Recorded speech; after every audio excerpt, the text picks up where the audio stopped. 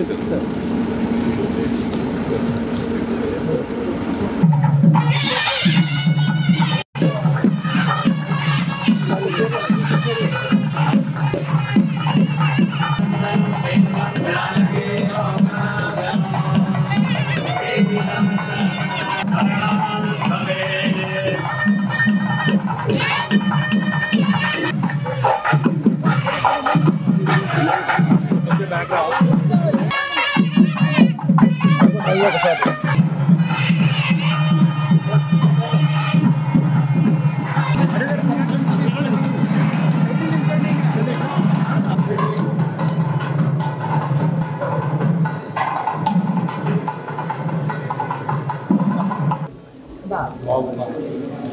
Cousin sir Rajesh అందరూ హైదరాబాద్ ఉంటారు. మా బావగారు చెల్లి మా పిన్ని సార్ అందరూ అక్కడి నుంచి హైదరాబాద్ చేస్తారు.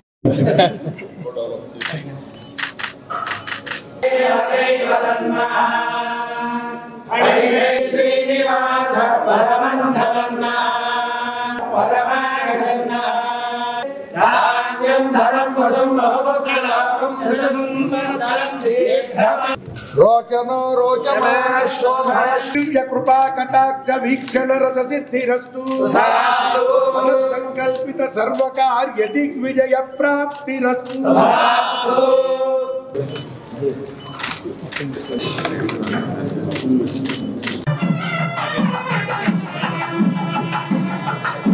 దేవాలయాన్ని ప్రారంభించినప్పుడు ప్రతిష్ఠ చేసినప్పుడు నేను వెంకయ్య నాయుడు గారు ఇద్దరు వచ్చాం. ఆ రోజుకి ఈరోజు చాలా మార్పులు తీసుకొచ్చారు, చాలా బాగా చేశారు. వెంకటేశ్వర స్వామి దేవాలయమే కాకుండా ఆ పరిసరాలు కానీ ఆ గర్భగుడి కూడా మనం చూస్తే కళ ఉంది. దేవుణ్ణి నమ్ముకొని కృష్ణారెడ్డి గారు, సుధా గారు వండర్ఫుల్ వర్క్ చేశారు. ఈరోజు బ్రహ్మోత్సవాలు కూడా మనం చేసే పరిస్థితికి వచ్చారు. చాలా శాస్త్రోక్తంగా పూజలు చేయడం, అది కూడా వెంకటేశ్వర స్వామి దగ్గర ఎలాంటి పూజలు జరుగుతున్నాయో అవన్నీ చేస్తున్నారు. దానికి మనస్ఫూర్తిగా వారిని అభినందిస్తున్నాం. నేను జీరో పావర్టీ నిన్నే 2047 విజన్ డాక్టర్ స్వర్ణ ఆంధ్రప్రదేశ్ కోసం రిలీజ్ చేశాం.